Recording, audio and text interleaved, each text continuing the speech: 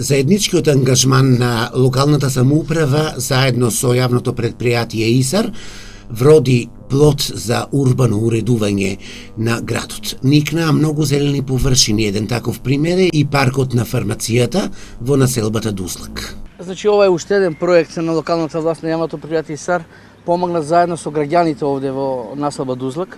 Овој парк го изградија самите граѓани во населбата Дузлак со нивниот ентузијазам, благодарение на градоначалникот на општина Штип, благодарение на вработените во јавното предпријатие.